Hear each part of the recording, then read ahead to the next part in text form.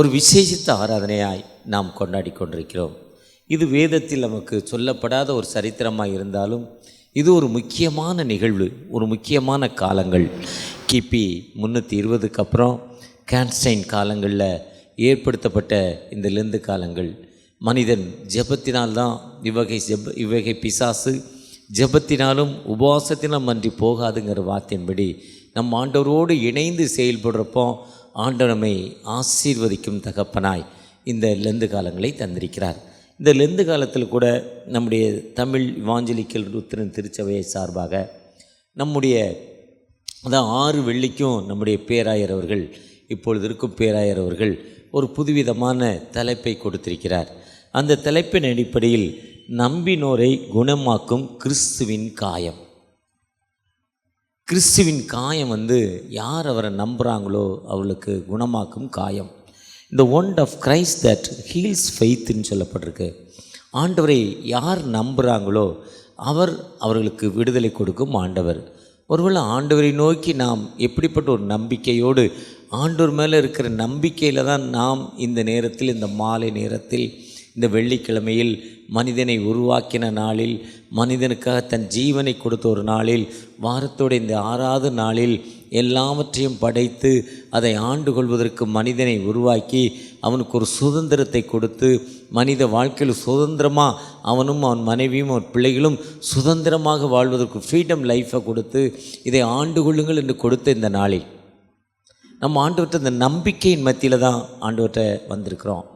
அதுதான் எபிரேயர் 11ஆம் அதிகாரத்தில் சொல்கிறப்போ விசுவாசம் என்பது நம்பப்படுகிற உறுதியும் காணப்படாத நிச்சயம்.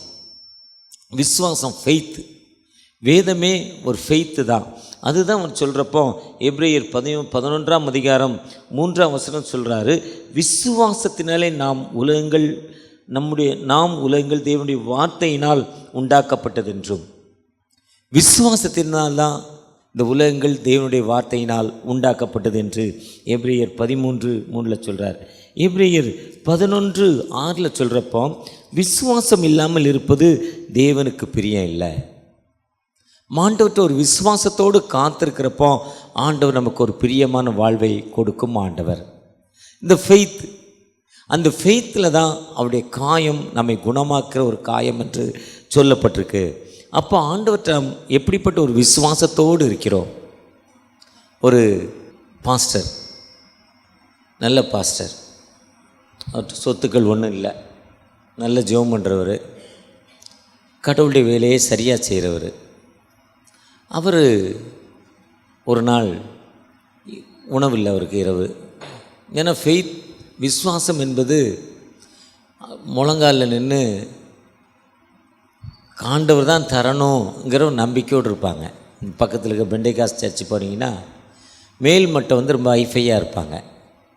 புதுசாக பாஸ்டராக சேர்றவங்கள பார்த்தீங்கன்னா ரொம்ப பின்தங்கின நிலைமை.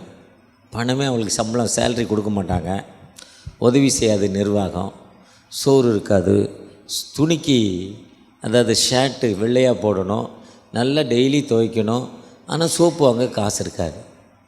எல்லாமே முழங்கால் தான். அந்த ஒரு 3-4வது கேட்டகரி அந்த பாஸ்டர்ஸ், அந்த அவங்கள கேட்டால் அவங்க சொல்லுவாங்க. மேல் பாஸ்டர்ஸ் ரொம்ப ஹைஃபையாக இருப்பாங்க. அதே மாதிரி ஒரு பாஸ்டர் ரொம்ப ஏழ்மையானவர் இரவு நேரத்தில் நடந்து போய் கொண்டு இருக்கிறார். இரவு ஒரு ஆஃப்டர் 12 o'clock, பசி ஒன்றும் இல்லை. அன்றைக்கி ஒன்றும் மீட்ரு உழல், அவருக்கு ரொம்ப கஷ்டமாக நடந்து போய்கிட்டு இருக்கார். இரவு கிட்டத்தட்ட 12:30, 1 o'clock ஒரு மனிதர் அங்கேருந்து வந்து கொண்டு இருக்கிறார். அந்த மனிதர் வர்றவர் இவரை மேலே கீழே பார்த்துக்கிட்டே வர்றார். இவர் ஒயிட்டு, வெள்ளை வேஷ்டி, வெள்ளை சட்டை, முகமும் பிரைட்டாக இருக்குது. அவரை திரும்ப திரும்ப பார்க்குறார். அப்போ அந்த பாஸ்டர் என்ன தம்பி பார்க்குறீங்க? இல்லை, இந்த நேரத்தில் எங்கே போகிறீங்கன்னு அவர் கேட்குறார். அவர் சொல்ல, நான் ஆண்டோடைய ஊழியத்தை செய்யும் மனிதன்ப்பா, போய்கிட்டு இருக்கேன், ரொம்ப பசிக்குது, உணவில் ஒன்றால் கொஞ்சம் சாப்பாடு கூடன்னு அவரை கேட்குறார். உடனே அந்த மனிதர் தன் வீட்டுக்கு கூப்பிட்டு போகிறாரு. அங்கேருந்து கொஞ்சம் தொலைவில் அவங்க வீடு இருக்குது. நடந்தே போகிறாங்க. போன பிறகு வீட்டில் ப்ரெட் இருக்குது. அந்த ப்ரெட்டை எடுத்து கொடுக்குறார். ப்ரெட் எடுத்து சாப்பிட்டுட்டு அந்த பாஸ்டர், நீ யாருப்பா, என்ன வேலை செய்கிறேன்னு சொல்கிறார். அவர் சற்று சிந்தனை பண்ணி சொல்கிறாரு, நான் ஒரு திருடன், நான் ராபர். திருடுறது என்னுடைய வேலைன்னு சொல்கிறார். திருடனா? திருண்டுட்டேன், வாங்கி சாப்பிட்டேன் நினச்சிட்டு திருடுறது என்னுடைய வேலைன்னு சொல்கிறாரு. சரி, சாப்பிட்டாச்சு, படுத்துக்கோங்கிறார். அவரும் படுத்துக்கிட்டார், இவரும் படுத்து தூங்கிட்டார். அடுத்த நாள் இரவு 11 மணிக்கு மேலே அந்த திருடன் தன் வேலையை ஆரம்பிக்கிறாரு. திரும்ப திருட போகிறார். போயிட்டு அதேமாதிரி ராத்திரி 2 மணி 3 மணிக்கு திரும்ப வர்றார். வந்து படுத்துக்கிட்டார். காலையில் எழுந்து அந்த பாஸ்டர் கேட்குறார், இன்னைக்கு நேற்று என் கூட திரும்பி வந்துட்டான், உனக்கு ஒன்றும் கிடைக்கல, இன்றைக்கி போனி ஏதாவது கிடைக்குமா? கிடைச்சிதா? ஐயா ஒன்றும் கிடைக்கல. இதே மாதிரி பல நாட்கள் அந்த திருடன் கூட இருக்கிறார். பல நாட்கள் அந்த திருடன் போனவன் திரும்ப திரும்ப வந்து பார்க்குறான். போயிட்டு அவன்கிட்ட ஒன்றுமே கிடைக்கல. என்னப்பா டெய்லி போய் ஒன்றுமே கிடைக்கலையே, உன் பொழப்பு எப்படிப்பாங்கிறார். அவன் சொன்னால், என்னைக்காவது ஒரு நாள் பம்பர் அடிக்கும் நிச்சயமாக. இந்த கிண்டி ரேஸ் எழுதுறவங்க பார்த்தீங்கன்னா பேப்பரை வாங்கி பார்த்துட்டு கிண்டி ரேஸ் டிப்ஸ்னு போட்டிருக்கோம். அதை பார்த்து தலையை கீழே போட்டான்னா வானமே இடிந்து அவன் மேலே விழுந்தாலும் அவனுக்கு என்ன தெரியாது? அவன் 1 2 3 4 8 7 5 இந்த 3 நம்பரை மாற்றி மாற்றி மாற்றி போட்டு அதுக்கப்புறம் இருக்கிற காசை பிடிச்சி கிண்டியில் போய் அந்த பணத்தை கட்டி ரோட்டில் வந்த பிறகு தான் அவன் மானம் மாறும். ஒரு ஃபெய்த்து நிச்சயமாக அடிக்குங்கிற ஒரு நம்பிக்கை அவனுக்கு. அதே மாதிரி இந்த திருடன் ஏதாவது ஒரு நாள் கிடைக்குங்கிற நம்பிக்கை, வாழ்க்கையில் நம்பிக்கை. கிளிகள் பறவைகள் பறக்குது, ஒரு கிளையில் வந்து உட்கார்ந்துருக்கு. அந்த கிளை காய்ந்து போன கிளை, அது கீழே விழக்கூடிய தன்மை. அந்த கிளையை நம்பி அதில் இருக்குது. ஆனால் அந்த கிளை கீழே விழுறப்போ அது திரும்ப அந்த கிளையை நம்பி இருக்கிறது, திரும்ப தன் இறைகளை நம்பி அது பறக்க ஆரம்பிச்சிருது. இதுதான் உலக வாழ்க்கை. இந்த உலகம் என்பது ஒரு மனிதன் தன் ஏற்ற துணை ஆண்டவர் கொடுக்கிறார். திருமணம் முடித்து பல ஆண்டுகளில் கணவனோ மனைவியோ இறந்துடுறாங்க. இறந்த பிறகு அவள் தன்னை உருவாக்கின ஆண்டவரை நம்பிக்கொள்வதுதான் வாழ்க்கை. முந்தின வாழ்க்கையை பார்க்கலும் பிந்தின வாழ்க்கை ஒரு சிறப்புள்ள வாழ்க்கையை காணப்படும். ஒருவேளை நம் ஆண்டவரை எப்படி நம்பின மக்களாய் காணப்படுகிறோம்? அதுதான் விசுவாசம் என்பது, நம்பப்படுகிற உறுதியும் காணப்படாத நிச்சயம். அது சொல்கிறப்போ ஏனோக்கு தேவனோடு சஞ்சரித்தான். ஆதியாகமம் 5ஆம் அதிகாரத்தில் நினைக்கிற 3-4 வசனங்கள் தான். பிள்ளைகள் பிறந்தது, மனைவி வந்தாங்க, பிள்ளைகள் பிறந்ததுனா அவன் ஆண்டவரோடு இருப்பதை ஏனோக்கு தெரிந்து கொண்டார். அவருடைய ஃபெய்த்து அவ்வளோதான். காயின் ஆபேல், காயினும் காணிக்கை கொண்டு வந்தார், ஆபேலையும் கொண்டு வந்தார். ஆபேல் இருப்பதில் நல்லதாக தெளிவாக கொண்டு வந்தார். காயின் இருக்கதை கொண்டு வந்தார். அதான் காயின் ஆபேலுடைய காணிக்கை, அவருடைய விசுவாசம், அந்த ஃபெய்த்து. ஆபிரகாமுடைய விசுவாசம், விசுவாசிகளின் தகப்பன் என்று சொல்லப்படுறோம். மகனை கூட்டிகிட்டு போகிறப்போ, அப்பா பலி வெட்டுறதுக்கு அருவா இருக்குது, பலியை எரிக்கிறதுக்கு கட்டைகள் இருக்குது, பலி எங்கே? கர்த்தர் பார்த்து கொள்வார். அதான் யெகோவா யிரே, ஆண்டவருடைய சன்னிதானத்தில் பார்த்து கொள்ளப்படும் ஒரு பெரிய நம்பிக்கை. ஆண்டவர் சொல்ல மகனை பலியிடுன்னு கூட்டிகிட்டு போகிறப்போ அவர் பெரிய நம்பிக்கையோடு. யோசேப்பு ஆண்டவர் காட்டுறா, 12 அரிக்கட்டுகள் எங்க அரிக்கட்டு உயர்ந்திருக்குன்னு சொல்கிறான். 12 நட்சத்திரங்கள், சூரியன், சந்திரன் எல்லாம் நீ சுற்றி வருது, நான் மட்டும் இருக்கிறேன் அந்த விசுவாசம். ஆனால் அவனை தூக்கி கிணத்துல போட்டாங்க. கிணத்துல போட்ட பிறகு அடிமையாக விற்கப்படுகிறார். ஜெயிலில் இருக்கிறாரு. போத்திப்பார் வீட்டுக்கு வர்றாரு, பாவத்தை விட்டுட்டு ஓடிடுறாரு. திரும்ப ஜெயிலுக்கு போகிறாரு. ஜெயிலில் இருந்தாலும் அவர் நம்பிக்கையோடு நிச்சயமாய் 17 ஆண்டுகள் நம்பிக்கையோடு வாழ்ந்தார். நம்முடைய நம்பிக்கை எத்தனையோ ஆண்டுகள், இப்போ என்னுடைய வயது 66 வயதில் கடந்து வந்த எனக்கு ஆண்டவர் எப்படிப்பட்ட ஒரு நம்பிக்கையை தந்திருக்கிறார். நிச்சயமாகவே இது கர்த்தருடைய சன்னிதானத்தில் பார்த்து கொள்ளப்படும். கர்த்தர் இதை கவனித்துக் கொள்வார், என் தேவைகளை சந்திப்பாங்கிற ஒரு நம்பிக்கையோடு நம் ஆண்டவருடைய சன்னிதானத்தில் நம்முடைய விசுவாசம் எப்படிப்பட்ட விசுவாசம். இந்த வருஷத்தில் இந்த லெந்து நாட்களில் இந்த 3ஆவது நாளில் முதல் வெள்ளியில் நம்ம பாஸ்டிங் இருக்கிறோம். ஒருவேளை உணவை குறைச்சிருக்கோம், இல்லைன்னா ஒரு சிலர் ஒரு நாள் முழுசாக சாப்பிடலை, இல்லை ஒரு சிலர் மாமிசம் சாப்பிட்றத விட்டுருக்கோம், இல்லை ஒரு சிலர் பூ வைக்கிறத விட்டுருக்கோம், இல்லை ஜெபிக்கிற நேரத்தை ஆண்டவரோடு நம்முடைய நேரத்தை செலவிக்கும் நேரத்தை கூட்டிக் கொள்கிறோம். இல்லை ஆண்டவருடைய சன்னிதானத்தில் தினமும் ஆராதனையில் வந்து கலந்து கொள்கிறோம் என்பதை விசுவாசத்தோடு கடந்து வந்திருக்கிறோம். ஆனால் ஒரு நம்பிக்கையோடு, தகப்பனே எனக்கு விடுதலை தருவீங்கிற ஒரு நம்பிக்கையோடு கடந்து வர்றப்போ நிச்சயமாகவே ஒரு விடுதலை தரும் ஆண்டவர், அந்த ஆண்டவர் நிச்சயமாகவே வாழ்வு தரும் ஆண்டவர், அந்த ஆண்டவர் நிச்சயமாகவே உங்களை உயர்த்தும் ஆண்டவர். பால்யாங்கிஷோ தென்கொரியாவில் உலகத்தில் பெரிய சர்ச்சு 14 லட்சம் பேரா அவர் சர்வீஸில், 14 lakhs பீப்புளாம் சர்வீஸில். இன்றைக்கி வாட்ஸ்அப்பில் கேட்டேன், ஒரு இன்ஜினியர் ஆண்டவருக்கு அழைக்கிறார், விட்டுட்டு வாப்பா, விட்டுட்டு வந்துட்டார். ஒரு கூட்டத்தை நடத்துங்கிறார், ஒரு பெரிய கன்வென்ஷன் கூட்டம்.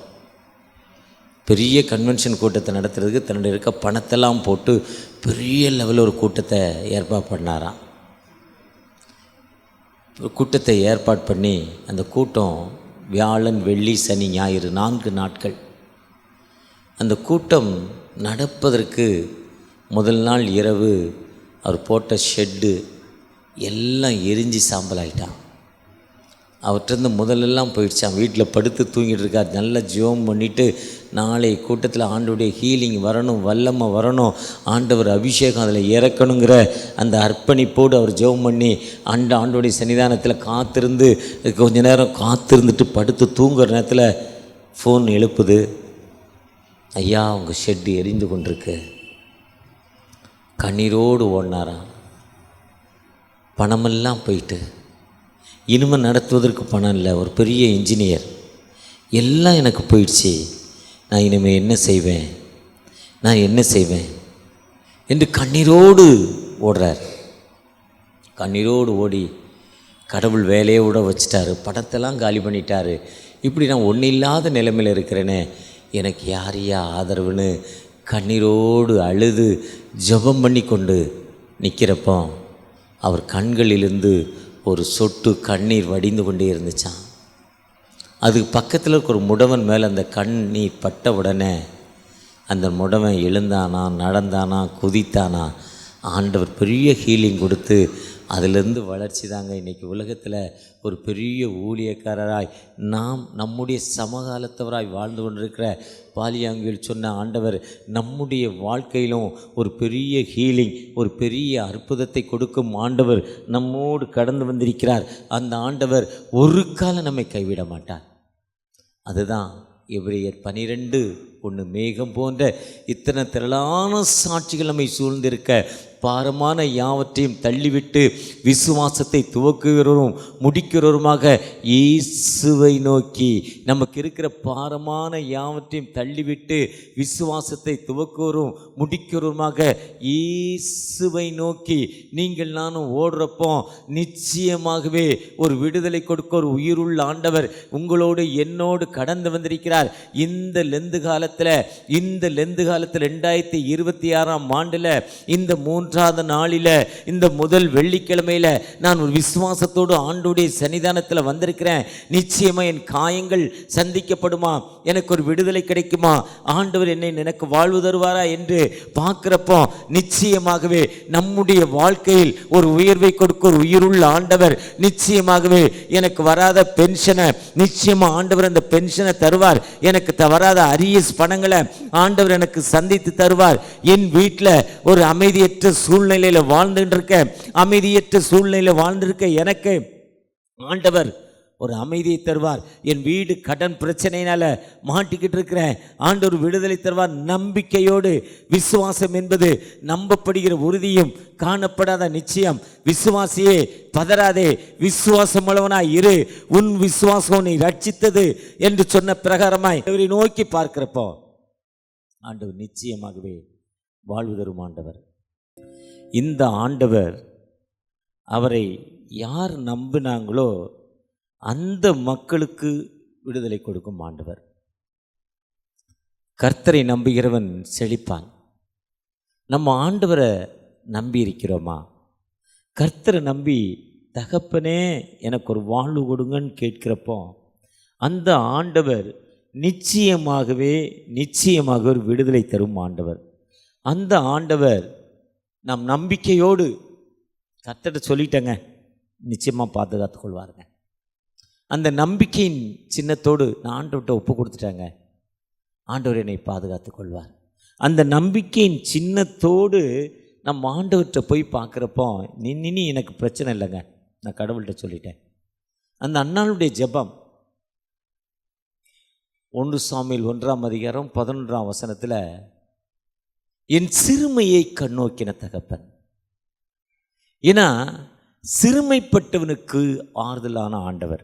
கைவிடப்பட்ட மக்களுக்கு யார் அதுதான் 145 சங்கீதத்தில், அதுதான் லூக்கா 4:18 அதுதான் ஏசாயா 61:1 கைவிடப்பட்ட நிலைமை இருக்க எளியோருக்கு, கணவனால் இந்த சமூகத்தால் கைவிடப்பட்ட நிலைமையில் இருந்த அந்த அன்னாள் ஆண்டுடைய சன்னிதானத்தில் அழுதாங்க.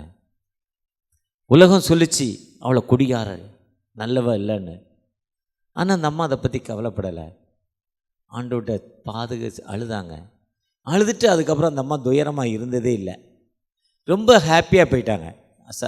சர்ச்சை விட்டு ஆலயத்தை விட்டு ஆண்டோடைய இல்லத்தை விட்டு வீட்டுக்கு போகிறப்போ ரொம்ப ஹாப்பியாக போயிட்டாங்க. ஏற்ற உற்பத்தி காலத்தில் ஆண்டவர் விடுதலை கொடுக்கும் ஆண்டவர், ஆண்டவர் வாழ்வு கொடுக்கும் ஆண்டவர். அந்த நம்பிக்கை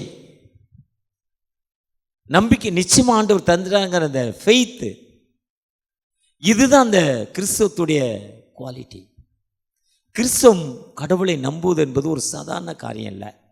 நிச்சயமாக கடவுள் தருவாருங்க, நிச்சயமாக தருவாருங்க. ஏன்னா மனிதன் கிறிஸ்தவத்தில் பிரசங்கியார் எல்லாம் என்ன சொல்கிறேன்னா, இயேசு கிறிஸ்து ரட்சிக்கிறார், இயேசு கிறிஸ்து சுகமளிக்கிறார், இயேசு கிறிஸ்து வாழ்வு கொடுக்கிறார், இயேசு வீடு கொடுக்குறார், இயேசு சொத்து கொடுக்குறாருன்னு சொன்னோடனே அந்த மக்கள் அப்படியே ஓடி வருது. வந்த கொஞ்ச நாளில் ஹீலிங் இல்லைன்னொடனே பின்னால் போயிடுது. எங்களுடைய கம்பெனியில் ஒரு 60-70 பெண்கள் ஒரு செக்ஷனில் வேலை பார்க்குறாங்க. அதில் ரொம்ப ஃபெய்த்தாக கோயிலுக்கு வரும், ரொம்ப அற்புதமாக வந்துக்கிட்டே இருந்தது கோயிலுக்கு. கடந்த நாளில் அவன் கணவர் திடீர்னு இறந்துட்டார். ப்ரெஷரோ ஏதோ ப்ராப்ளம் அதிகமாகி இறந்துட்டார். ரொம்ப நம்பிக்கையாக காலையில் 5 மணி முதல் இந்த நாட்களில் தினமும் காலையில் 5 மணி சர்வீஸ் வந்துடும், சண்டே சர்வீஸ் வந்துடும், மாலை கூட்டங்களுக்கு வந்துடும். ஒரு சாதாரண அம்மா, மற்ற மதத்தை சேர்ந்த, ரொம்ப நம்பிக்கையாக வந்துச்சு. ஆனால் கணவர் இறந்த உடனே அந்த அம்மா வெக்ஸ் ஆகி இப்போ கோயிலுக்கு வரல, சர்ச்சுக்கு வரல, கடவுளை விட்டுட்டு வெளியே போயிடுச்சு. உலகம் நம்ம அப்படி தான் சொல்லிக்கிட்டு இருக்கு, நீ கடவுளை நம்பின உனக்கு கொடுத்தாரா, நீ எல்லாம் ஆராதனைக்கு போன உனக்கு கிடைச்சதா, கிடைக்கலையே. காலையில் கூட அழகாக காலையில் கூட என்னுடைய மெசேஜில் 5 மணி சர்வீஸில் என்னுடைய மெசேஜில் சொன்னேன், அதாவது கைவிடப்பட்ட மக்களுக்கு ஆண்டவர் வாழ்வு கொடுக்கும் ஆண்டவர். இன்னைய தலைப்பு என்ன தலைப்புன்னா, ஆற்றல் படுத்தும் ஆண்டவர், காலையில் ஆறுதல் படுத்தும் ஆண்டவர். அதில் சொன்னேன், எங்களுடைய வீடு கிட்டத்தட்ட நான் பிறக்கிறதுக்கு முன்னால் 75-80 வருஷங்களுக்கு முன்னால் எங்களுடைய, அதாவது 1900 இப்போ ஒரு 50 லெவலில் ஃபஸ்ட்டு சண்டை சிங்களத்தில். என்னுடைய தாயும் தகப்பனும் அங்கே செட்டில் ஆகியிருக்காங்க ஸ்ரீலங்காவில். என்னுடைய தகப்பனார், என்னுடைய பெரியப்பா, என்னுடைய சித்தப்பா, 3 பேர். பெரியப்பாவும் சித்தப்பாவும் சென்னை ஊரில் மாமா பிள்ளைங்களை, அத்தை பிள்ளைகளை கல்யாணம் பண்ணவங்க. சித்தப்பா அங்கே இருக்கவங்கள கல்யாணம் பண்ணார், லவ் பண்ணி. ஃபஸ்ட்டு சண்டை வந்துருச்சு, தமிழர் சிங்களர். அப்போ இங்கே கல்யாணம் பண்ணாங்க, வா நம்ம ஊருக்கு போயிடுவோம், சோறு இருக்கோ இல்லையோ நம்ம ஒய்ஃபு பிள்ளையோடு போய் செட்டில் ஆகிடுவோன்னு கூட்டிகிட்டு வந்துட்டாங்க. அங்கே கல்யாணம் பண்ணவர் அந்த அம்மா விடலை, அவர் அங்கேயே செட்டில் ஆகிட்டார்.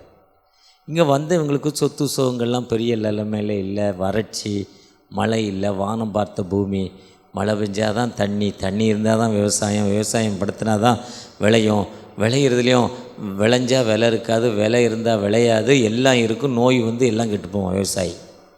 ஒரு சினிமாவில் அழகாக சொல்லுவான், எல்லாத்துக்கும் நீங்கள் ரேட் ஃபிக்ஸ் பண்ணுறீங்கடா, எங்கள் பொருளுக்கு மட்டும் நாங்கள் ரேட் ஃபிக்ஸ் பண்ண முடியல. உரத்துக்கு நீ ஃபிக்ஸ் பண்ணுற, அதுக்கு ஃபிக்ஸ் பண்ணுற, கொண்டு போகிறது கூலி ஃபிக்ஸ் பண்ணுற, ஆனால் நாங்கள் விளைவிக்கிற பொருளுக்கு ஏன்டா ஃபிக்ஸ் பண்ண முடியலைங்கப்பா. ஏன்னா விவசாயிக்கு ஏற்ற ஒரு சூழ்நிலை இல்லாத ஒரு நாடு நம் இந்திய நாடு.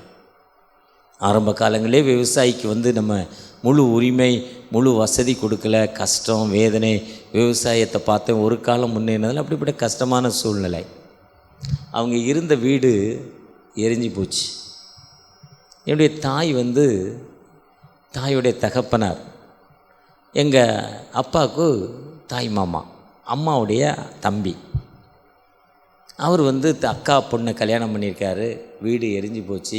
ஏழை, 3 ஆண் பிள்ளைகள், கண்ணீரான நிலைமை. கவலைப்படாதம்மா, அந்த வீடு எரிஞ்சு போகிறப்போ ஒரு சின்ன வீடு, ஓலை வீடு. பெரியப்பாவும் சித்தப்பாவும் ஒன்றா, பெரியப்பாவும் எங்கள் அப்பா ஒன்றா இருக்காங்க, வாமான அவனை கெட்டித்தரேன்னு கூப்பிட்டு போனாராம். கூப்பிட்டு போயிட்டு ஒரு பனையை வெட்டி வீடு கட்ட போகணுன்னு மூத்த மருமகன், அப்பா என்னுடைய தகப்பனார் அவருடைய மருமகன், அவருடைய அண்ணன் அவருக்கு மூத்த மருமகன். அது வேற ஒருத்தரை கல்யாணம் பண்ணாரோ. அவர்கிட்ட போய், மருமகனே, நீங்கள் மேல் பக்கம் வீடு கட்டினா தான் கீழ்ப்பக்கம் எங்கள் உங்கள் தம்பிக்கு வீடு கட்ட முடியும். என்னுடைய மருமகனுக்கு, என் மகளுக்கு வீடு இல்லை, அதனால் கெட்டோன்னு நீங்கள் மேல் பக்கம் கெட்டுங்க, எப்போ கெட்ட போகிறீங்கன்னு கேட்டாராம். அவர் சொன்னாராம், மாமா, மேலே கட்டினானே கீழே கட்டினானே, தம்பிக்கு கட்டினானே எனக்கு கட்டினானே, தம்பிக்கே நீங்கள் மேல் பக்கம் கட்டி கொடுங்கன்னு தெளிவாக சொன்னாராம். கெட்டி முடித்த பிறகு இடத்த கொடுக்க மாட்டேன்ட்டாராம் பெரியப்பா. எங்கள் அம்மா அப்படியே கண்ணீரோடு நிற்கிறாங்களாம் அந்த வீட்டு முன்னால். அவர் கொடுக்க மாட்டேனோ அழுதுகிட்டு நிற்கிறாங்களாம். எங்கள் அம்மா ஒரு படிக்காத ஒரு கை நாட்டு, ரொம்ப ஏழை, ரொம்ப வில்லேஜ், கண்ட்ரி ஃப்ரூட், ரொம்ப கண்ட்ரி. அப்போ தாத்தா சொன்னாராம், கையை பிடிச்சி, வலது கையை பிடிச்சி, பயப்படாதம்மா, கடவுள் நம்ம கூட இருக்கிறாரு, உனக்கு ஒரு காலம் எந்த குறையும் வராதுன்னு தன் மகளை கூட்டிகிட்டு போய் பக்கத்து வீட்டில் அவருடைய இன்னொரு மகளுடைய வீடு சும்மா இருந்துச்சு, அதில் ஃப்ரீயாக குடி வைக்கிறார். நான் பிறக்கிறப்போ சொந்த வீடு இல்லை, கார வீடு இல்லை, சீமை ஓடு போட்ட வீடு, ஓசி வீடு. ஆனால் என் தகப்பனார் மறைவதற்கு முதல் நாள் என்னுடைய மூத்த மகனுக்கு ப்ளஸ் பண்ணுறார். 6 மாத குழந்தை. உங்கள் அப்பா பிறக்கிறப்போ ஓலை வீடுடா, ஓசி வீடுடா, ஓட்டு வீடுடா, ஆனால் நீ இப்போ கார வீட்டில் பிறந்திருக்கிற. ஆனால் இதே மாதிரி மாளிகை கோபுரத்தோடு ஆண்டவர் உன்னை வாழ வைப்பார்னு ஒரு ப்ளஸ் பண்ணார். பொதுவாக ஆண்டவரின் அதுக்கப்புறம் அவர் எப்போவுமே ஒரு வயதான 82-85 வயதில் இறந்தார். அவருக்கு ஒரு நீரிழிவு வியாதி, அடிக்கடி யூரின் போய்கிட்டே இருக்கும். யூரின் ரொம்ப ரொம்ப சுத்தமாக இருக்கிறவர். அதனால் அன்னைக்கு அவர் இறக்குறப்போ அந்த 1989 அவ்வளோ வசதி இல்லை மெடிக்கலில். அவன் ஒரு யூரின் ஒரு டப்பாலே பிடிச்சு வச்சு காலில் அவரே கொண்டு போய் ஊற்றுவார். ரொம்ப கஷ்டமான சூழ்நிலை. ஆனால் அந்த இடத்துல உட்கார்ந்தே ஜெபம் பண்ணுவார். இரவெல்லாம் உட்கார்ந்தே அப்பாவும் அம்மாவும் ஜெபம் பண்ணுவாங்க பிள்ளைகளுக்காக. பொதுவாக அந்த ஆண்டவரை நோக்கி பார்க்குறப்போ அந்த ஆண்டவர் ஒரு காலம் கைவிடாத ஆண்டவர், ஒரு காலம் நம்மை கைவிட மாட்டார். இதுதான் குணமாக்கும் இயேசு. நாம் அவருடைய காயங்களை நோக்கி பார்க்குறப்போ லூக்கா 7ஆம் அதிகாரத்தில் அந்த 100க்கு அதிபதி தன்னோடு இருக்கிற ஒரு மனிதன் நன்றாக இருக்க வேண்டும் என்று நினைக்கிறார். தன்னோடு இருக்கும் வேலைக்காரன் நன்றாக இருக்க வேண்டும் என்று நினைக்கிறார். இன்றைக்கி இந்த உலகம் எப்படி இருக்குன்னா, வேலைக்காரனுக்கு தனியாக ஒரு டேபிள் ஹோட்டலில் சாப்பிட போகிறாலும் வேலைக்காரனை பின்னால் ஓரமாக உட்காந்து சாப்பிட்ற அளவுக்கு நம்ம ஒரு பவர் இல்லைன்னா அட்மினிஸ்ட்ரேஷன் வேலைக்காரன் நம்மளை பார்த்து எழுந்து நிற்கலைன்னா, என்னடா நிர்வாகினி இந்த உலகம் கேட்குது, அவன் கை கட்டி நிற்கணும். ஆனால் அவர் நினைக்கல. தன்னோடு இருக்கிற ஒரு சக வேலைக்காரனுக்கு அவனுடைய சுகத்தை விரும்பும் சர்வன்ட், அவனுடைய சுகத்தை விரும்பும் ஒரு ஆண்டவர், ஒரு ஓனர், அவர் 100க்கு அதிபதி. அதுதான் லூக்கா 7ஆம் அதிகாரம் 2ஆம் வசனம். தன்னோடு இருக்கும் மக்களின் மீது ஒரு அக்கறை அவருக்கு இருக்குது. அது மட்டுமல்ல, அக்கறை மட்டுமல்ல, அதுக்கு ஏதாவது ஒரு உதவி செய்யணும், ஏதாவது வழி பண்ணணும். அவன் நமக்காக ஏதாவது செஞ்சான், அவனுக்கு நம்ம ஏதாவது வழி பண்ணணுங்கிற ஒரு மாற்று ஏற்பாடு, அதுக்குரிய ஏற்பாடை அவனுக்கு அணைக்கவனராய் காணப்படுகிறார். அப்போ அங்கே யார்? அப்போ அதுக்கு மாற்று ஏற்பாடு என்ன? நம்மளால் முடிந்த உதவி இதுதாங்க. அந்த விசுவாசத்தில் நம்பினோரை குணமாக்கும் கிறிஸ்து. நீங்கள் நானும் அப்படிப்பட்ட மக்களாய் காணப்படுகிறோமா? இன்றைக்கி எங்கிட்ட வேலை செய்கிறவங்களுக்கு 1200 ஜென்ஸ்க்கு, இன்னொரு செக்ஷனுக்கு பெண் லேடிஸ்க்கு 1000 இன்னொரு செக்ஷனில் 550 லேடிஸ்க்கு. ஒருத்தன் எங்கிட்ட வேலை வரப்போ 30 சம்பளம், 3 அடி உயரம் இருப்பான், சைக்கிளை தள்ளிக்கிட்டே வருவான். 30 சம்பளத்துக்கு வந்தான். கிட்டத்தட்ட 35 ஆண்டுகளுக்கு முன்னால். அவன் என்னை விட்டு லெஃப்ட் ஆகிறப்போ 850 சம்பளம். அதுக்கப்புறம் முடியலன்னு போயிட்டான். அவனுக்கு 2 பெண்ணு 1 பையன். மூத்த பெண்ணுக்கு கணவர் இறந்து விட்டார், 2 பிள்ளைகள். அதில் ஒரு பிள்ளை நேற்று நிற்கிறா பக்கத்தில். அவனுடைய பேத்தி கழுத்தில் கட்டி, கழுத்தில் மட்டும் இல்லை கழுத்தை சுற்றி கட்டி. டாக்டர் சொல்லுவார் இந்த கட்டி உடம்பு ஃபுல்லாக இருக்குங்கிற. எம்ஆர்ஐயோ ஸ்கேனோ எடுத்தால் தான் தெரியும், உடம்பு ஃபுல்லாக எடுக்கணும் எங்கெல்லாம் அந்த கட்டி இருக்கும். இது நீர் கட்டியா, கேன்சர் கட்டியா, டிபி கட்டியா தெரியல. அதை ஓப்பன் பண்ணி பார்த்தா அதிலிருந்து நம்ம டெஸ்ட்டுக்கு அனுப்பணும். அதை ஓப்பன் பண்ணி பார்க்குறதுக்கே 40,000 40,000 ஆகுங்கிறாரு டாக்டரு. நாங்களும் ஹாஸ்பிட்டல் வச்சுருக்கோம். எங்கள் வீட்டிலே 4 பேர் டாக்டரு, 50 பெட்டு உள்ள பெரிய ஹாஸ்பிட்டல் ஆரம்பித்து 6 மாதம் ஆச்சு. அப்போ கண்ணீரோடு சொல்கிறேன், அம்மா இன்றைக்கி நிலம் ஒரு டாக்டருக்கு 15,000 3 டாக்டர் வருவாங்க, அவங்களுக்கெல்லாம் கழித்து கூட குறைச்சி நீ வா, நான் உனக்கு குறையாக உனக்கு ஏதாவது ஒரு உதவி செய்கிறேன், என்னையால் முடிஞ்ச உதவி உனக்கு உன் மகளுக்கு செய்கிறேன். உனக்கும் கணவர் இல்லை, உங்கள் அப்பா வர்றப்போ 30 சம்பளம் என்கிட்ட, நானும் ஏழை அவனும் ஏழை, ஆனால் ஏன் ஆண்டவர் என்னை எல்லா நிலையிலும் உயர்த்தி இருக்கிறார். 35 வருஷம் எனக்கு டயபெட்டிக் பேஷண்ட்டு, எந்தவித குறை இல்லாமல் ஆண்டவர் என்னை வைத்திருக்கிறார். எனக்கு 3 பிள்ளைகள், 3 பிள்ளைகளும் நல்ல ஐஃபையாக வசதியாக இருக்காங்க, 6 பேர பிள்ளைகள், எந்தவித கஷ்டம் இல்லை. ஆனால் எனக்கு கொடுத்த ஆண்டவர் என்னோடு பணி செய்ய ஒரு மனிதனுக்கு இப்படிப்பட்ட வேதனையாக இருக்கக்கூடாது. ஆண்டவரே அந்த பையனை உட்கார வச்சுக்கிட்டே நான் ஆண்டவரை நோக்கி ஜெபம் பண்ணேன், ஆனால் அது அவங்களுக்கு தெரியாது. ஒருவேளை இப்படிப்பட்ட ஒரு அக்கறை கொண்ட ஒரு 100க்கு அதிபதி சொல்கிறாரு, அவருக்கு ஏதாவது விடுதலை கிடைக்குமா, ஏதாவதுக்கு விடுதலை கிடைக்குமான்னு சொல்கிறப்போ அவர் இயேசுவை பற்றி கேள்விப்படுறார். இயேசுவை பற்றி கேள்விப்பட்டுட்டு சொல்கிறாரு, வேலைக்காரனை அனுப்பி நீ அவரை போய் கூட்டிகிட்டு வா, நீ அவர்கிட்ட கூட்டிகிட்டு வரல அவர்கிட்ட போய் சொல்லுன்னு சொல்கிறாரு. கூட்டிகிட்டு வான்னு சொன்ன மாதிரி அதில் சொல்லலை, நீ அவர்கிட்ட போய் பாரு, நீ அவரை போய் பாரு, இல்லை அவர்கிட்ட சொல்லு, அவர்கிட்ட சொல்லுன்னு சொல்கிறாரு. சொன்னோடனே ஏசுகிட்ட போய் சொல்கிறவன் சொல்கிறான், அவர் நல்ல மனிதர், நிறைய காணிக்கை கொடுத்தவர், நிறைய சர்ச்சை கட்டினவர், திருச்சபையை நேசிக்கிறவர், அவர் வீட்டில் ஒரு வேலைக்காரன், அதனால் நீங்கள் வர வேண்டும் என்று சொல்கிறப்போ ஏசு நான் உடனே வர்றேன்னு அவர் கிளம்புறார். நீங்கள் வரணும்னு சொன்ன பொழுது கூட இருக்கவங்க சொல்கிறாங்க நீங்கள் வரணும், நான் வரேன்ப்பா வா போகலாம். விசுவாசத்தோடு அழைக்கிறப்பா, அதுதான் தம்மை நோக்கி கூப்பிடுகிற யாவருக்கும், உண்மையாய் தம்மை நோக்கி கூப்பிட யாவருக்கும் கர்த்தர் சமீபமாய் இருக்கிறார். பக்தி உள்ளவனை கர்த்தர் தமக்காக தெரிந்து கொண்டு அவன் கூப்பிடுதலை கேட்கும் ஆண்டவர். சங்கீதம் 4:3. திருவிலியத்தில் வாசினா பக்தினா அன்புள்ளவன், அன்புள்ளவன் அவரை நோக்கி கூப்பிடுறப்போ அவர் இறங்கி வந்து வாழ்வு கொடுக்கும், கூப்பிடுதலை கேட்பாரான், ரிசீவ் பண்ணுவாரான். அழகா சொல்றார் சங்கீதம் 4:3. பக்தியுள்ளவன் தம்மை நோக்கி கூப்பிடுறப்போ, பக்தி என்பது அன்பு என்று திருவிழித்தில் சொல்லப்பட்டிருக்கு.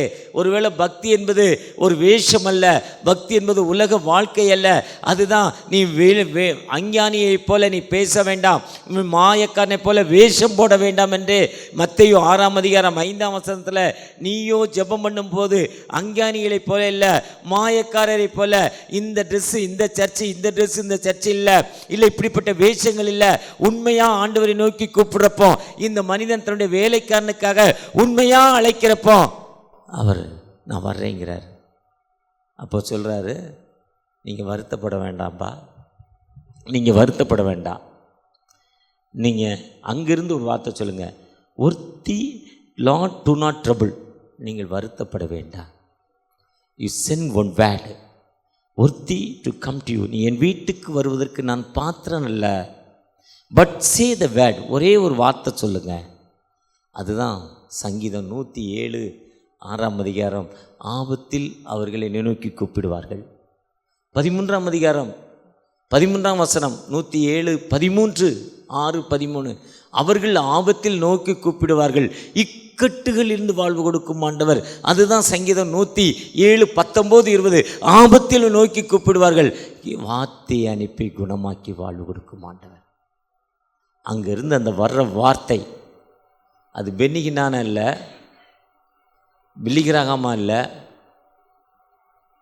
ஜிஎல் மூடியா இல்லை, சார்ஜ் முல்லரா இல்லை, டாக்டர் டிஜிஎஸ் தினகரனா இல்லை, மோகன்சி லாசரஸா இல்லை. யாராலும் ஹீலிங் பண்ண முடியாது. நான் விசுவாசத்தோடு இங்கேருந்து கேட்குறப்போ அங்கேருந்து ஹீலிங் நிச்சயமாக வரும். அவர் வார்த்தை அனுப்ப யார் விசுவாசிக்கிறானோ. இப்போ 4 மாவடிக்கு வாரத்தோட கடைசி சனிக்கிழமை பல லட்சம் மக்கள் கூடுறாங்க. எல்லாத்துக்கும் ஹீலிங்காக இல்லை, 5 பேரோ 10 பேருக்கு தான் ஹீலிங். அவங்க அங்கே போகட்டாலும் ஹீலிங் கிடச்சிரும். அவனுடைய ஜெபம், அவனுடைய ப்ரேயர். கர்த்தரை நம்புகிறவன் உயர்த்தப்படுவான், கர்த்தரை நம்புகிறவன் வெட்கப்படுவதில்லை. நான் கர்த்தாவே நான் உண்மை நம்பி இருக்கிறேன், ஒரு காலம் வெட்கமடையாதபடி செய்யும். Do not shame. கர்த்தரை விசுவாசிக்கிற எவனும் வெட்கப்படுவதில்லை. ரோமர் 9:33 சொல்லார், யாரும் வெட்கப்படுறதில்லை. நீங்களாம் கர்த்தரை நம்புறப்போ ஒரு காலம் வெட்கப்படுவதில்லை, கைவிட மாட்டார். அந்த ஆண்டவர் அவர் கர்த்தரை நம்பி ஒரு வார்த்தை சொல்லுங்கப்பா போதுங்கிறார். நீங்கள் நானும் எப்படிப்பட்ட நிலைமையில் இந்த இடத்துல வந்திருக்கிறோம், எப்படிப்பட்ட விசுவாசத்தோடு இந்த இடத்துல இருக்கிறோம். நான் NMSIயில் நேஷ்னல் ஆனரி ட்ரெஷராக இருக்கிறேன். இந்த சர்ச்சை சேர்ந்த ஒரு தம்பி அக்கௌண்ட்டில் இருக்கிறான். ஆனால் அவன் இங்கே வர மாட்டான், டைரெக்டாக பரலோகத்துக்கு போகிறதுக்குன்னு ஒரு சர்ச்சைக்கு போகிறான். அவனை டைரெக்டாக கேட்பேன். டைரெக்டாக நோ டிக்கெட்டான், ஸ்ட்ரெயிட் டிக்கெட்டான். ரொம்ப வித்தியாசமான தம்பி, ரொம்ப நல்ல பையன், எனக்கு ரொம்ப பிடிக்கும். அவனை பேர் தெரியல, மறந்துட்டேன். அதில் பீகார் மாநிலத்தில் சந்திரசேகர்ங்கிற ஒரு அந்த ஊர் பேர் என்னுடைய வாயில் வரல. ஏழை மனிதர், கூலி வேலைக்காக வர்றார். கூலி வேலைக்காக வந்து கிருஷ்ணகிரி பக்கத்தில் ஓசூரில் ரோடு போடுற வேலை செய்கிறார். ரோடு போடுற வேலை செய்கிறப்போ அந்த வண்டியிலேருந்து கீழே விடுறாரு.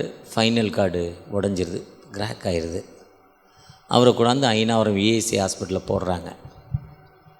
ஆப்ரேஷன் பண்ணணும். ஆப்ரேஷன் பண்ண முன்னால் அவருக்கு ரத்தம் வேணும். அவர் மட்டும்தான் இருக்கார், ஏழை. பீகார்லேருந்து வரனா 3 நாள் ட்ரெயின், பணம் வேணும், வர முடியாது, தமிழ் தெரியாது. ரொம்ப கண்ணீர் வேதனை, யாரும் பேசலை. அப்போ கேட்குறாரு, யாராவது ஒரு புத்தகமாவது கொடுங்க, அதையாவது வாசிக்கிறேன்னாராம். அங்கே வந்து ஒரு மிஷினரி அவருக்கு தெரியாது, ஒரு புதிய ஏற்பாடை கொடுக்கிறார். புதிய ஏற்பாடை கொடுக்குறப்போ அதை திருப்பி வாசிக்கிறார். வாசிக்கிறப்போ நீ விசுவாசித்தால் தேவனுடைய மகிமையை காண்பாய். அவரை நோக்கி யார் பார்க்குறாங்களோ அந்த மக்களுக்கு விடுதலைங்கிற அந்த வார்த்தை அவரோடு பேசுது. அந்த வார்த்தையின்படி அவர் ஆண்டவரை நோக்கி கூப்பிட்றார். இந்த சொன்னது உண்மை இருந்தால் என் வாழ்க்கையில் எனக்கு இதே மாதிரி ராத்திரி ஒரு நாள் கடந்த வருஷம் இந்த சாட்சி எனக்கு பீகாரில் சொல்கிறார். நான் அழுதுட்டேன். அவங்க வீட்டில் சப்பாத்தி கொடுத்து நல்ல உணவு கொடுத்து நான் இந்த சாட்சி சொல்லிக்கிட்டே இருக்கிறேன். அழுதுட்டேன்.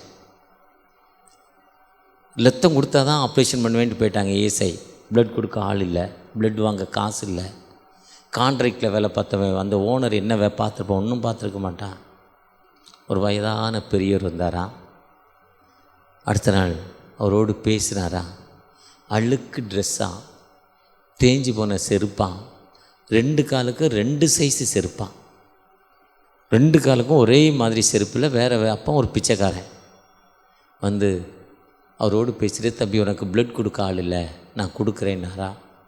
அந்த வேதனை அந்த வலியிலையும் சிரித்தார் அந்த கிழவன் பிச்சைக்காரன். அழுக்கு, இவன் எப்படி ப்ளட்டு கொடுப்பான், அவனுக்கே ரத்தம் இல்லை சொல்லிட்டு போயிட்டாரா. ஒரு 1 ஹவர் கழித்து டாக்டர் வந்து உங்களுக்கு ஒருத்தர் வந்து ப்ளட்டு கொடுத்துட்டு போயிட்டாருன்னாரா. உங்கள் குரூப் ப்ளட்டே அவர் கொடுத்துட்டு போயிட்டாருங்கன்னாரா. எப்படிப்பட்ட விசுவாசம்! ஆண்டவரை நோக்கி பார்க்குறப்போ அந்த ஆண்டவர் விடுதலை கொடுக்கும் ஆண்டவர். அந்த ஆண்டவர் நம்ம எத்தனை இன்னல்கள் மத்தியில், வேதனையின் மத்தியில் விசுவாசத்தோடு தகப்பனே எனக்கு ஒரு பலூன் கொடுக்கப்பா, என்னை ப்ளெஸ் பண்ணுங்க தகப்பனே, என்னை ஆசீர்வதிங்க தகப்பனேன்னு கேட்குறப்போ நிச்சயமாக உங்கள் வாழ்க்கையில் ஒரு அற்புதத்தை செய்யும் ஆண்டவர், அந்த ஆண்டவர் நிச்சயமாக உங்களுக்கு ஒரு விடுதலை கொடுக்கும் ஆண்டவர். இந்த நாளில் நிச்சயம் உங்களுக்கு விடுதலை கொடுக்க போகிறாரு. தகப்பனே ஒரு வார்த்தையை அணுங்கப்பா. உங்களோடு பேசுகிறவர் யாரல்ல, உங்களுடைய வார்த்தைகளை சொல்கிறவர் யாரல்ல, ஆனால் இது ஆண்டவருடைய வார்த்தை, இது ஆண்டவருடைய வார்த்தை. ஆண்டவர் வார்த்தை எனக்கு விடுதலை தரும். அந்த ஆண்டவரை நோக்கி பார்க்கிறேன் தகப்பனே, எனக்கு இருக்கிற பிரச்சனைகள், எனக்கு இருக்கிற கஷ்டங்கள், எனக்கு இருக்கிற துன்பங்கள் மத்தியில் எனக்கு ஒரு ஹீலிங் தருவீங்கிற நம்பிக்கையோடு ஆண்டவரை நோக்கி பார்ப்போமா. இயேசுவின் கரம் எங்களை குணமாக்குமாப்பா. விசுவாசத்தோடு உங்களுடைய காயத்தை பார்க்குறப்போ எங்களுக்கு ஒரு ஹீலிங் கிடைக்குங்கிற நம்பிக்கையோடு இப்படி பாதத்தில் இருக்கிறேன். எனக்குள்ளே இருக்கிற ஒரு பிரச்சனை இருக்குப்பா, இன்றைக்கி பகலெல்லாம் சொல்லி ஜெபித்தேன்பா, எனக்கு நீங்கள் விடுதலை தருவீங்க தகப்பனே. அதே மாதிரி தன் குடும்பத்தில் இருக்கிற கஷ்டத்தின் மத்தியில் பல நாட்களாக வராத ஒரு கடன் பிரச்சனை அவனுக்கு திரும்ப வராதா? நான் கொடுத்தேன், கேட்டாங்க, கொடுத்தேன், ரைட்டிங்கில் வாங்கலை, டாக்குமெண்ட் இல்லை, ஆனால் அவங்க தந்தால் தான் உண்டுப்பா. அவங்களுக்கும் இல்லாத சூழ்நிலை, அவங்களுக்கும் அந்த கொடுக்கக்கூடிய நிலைமையை நீங்கள் ஏற்படுத்தி தாங்கன்னு அவங்களுக்காக கண்ணீரோடு ஜெபிக்கிற அந்த குடும்பத்தின் பிள்ளைகளுக்காக அவங்க கஷ்டம் வாங்கினாங்க. ஆனால் அதே கஷ்டம் அதிகமாக இருக்குது, இன்னும் அவங்களால கொடுக்க முடியாத நிலைமை. இப்போ எனக்கும் கஷ்டம், என் பிள்ளையோட திருமண காரியங்கள் இருக்குது, எனக்கு பணம் இல்லை, எனக்கு தருவீங்களா? ஏக்கத்தோடு கண்ணீரோடு ஜெபிக்கிற அந்த அன்பு மகளுக்காக, அந்த அன்பு குடும்பத்தின் பிள்ளைகளுக்காக தகப்பனே, ஒரு விசைக்குடைய மகன் படித்து முடிச்சுட்டான், அவன் படித்ததுக்கான வேலை கிடைக்கலப்பா, விசுவாசத்தோடு காத்திருக்கிறேன், எனக்கு ஒரு வேலை கிடைக்காதா? என் மகனுக்கு ஒரு வேலை கிடைக்காதா? என் மகனுக்கு ஒரு நல்ல வேலை வேணும் தகப்பனே. இந்த நிதியாண்டில் தகப்பனே, இந்த ஆண்டில் இந்த ஏப்ரல்லிருந்து இந்த நிதியாண்டில் என் மகனுக்கு ஒரு வேலை கிடைக்கணும் நம்பிக்கையோடு அது கேம்பஸ் இன்டர்வியூவில் செலக்ட் ஆனா, ஆனால் அவங்க இன்னும் ஆர்டர் அனுப்பாமல் இருக்காங்கன்னு ஏக்கத்தோடு ஜெபிக்கிற அந்த அன்பு குடும்பத்திற்காக தகப்பனே, ஒரு விதமான வியாதி நிமித்தம் தகப்பனே, வயிற்று போக்கு தகப்பனே, சரியான ஜீரண சக்தி இல்லை, கண்ணீரான வாழ்வில் இருக்கிறேன், எனக்கு ஒரு விடுதலை கிடைக்காதா? ஏக்கத்தோடு ஜெபிக்கிற அன்பு பிள்ளைகள் மத்தியில் உம்முடைய பிரசனம், உம்முடைய வழிநடத்தல் தகப்பனே இருக்க போகிற தயவுக்காக கூட நன்றி. எங்களை பிளஸ் பண்ணுங்க தகப்பனே, எங்களை ஆசீர்வதிங்க. 100க்கு அதிபதி போல ஒரு வார்த்தை சொல்லுமாப்பா, ஒரு வார்த்தை சொல்லும், எனக்கு விடுதலை தாங்கன்னு ஏக்கத்தோடு ஜெபிக்கிற அன்பு பிள்ளைகள் மத்தியில் உங்களுடைய வல்லமை இறங்கி, ஒரு அபிஷேகம் இறங்கி விடுதலை கொடுக்க போகிற தயவுக்காக கூட நன்றி. வழி நடத்துங்க. மீட்பர் இயேசு மூலம் ஜெபம் கேளும் அன்பின் தகப்பனே.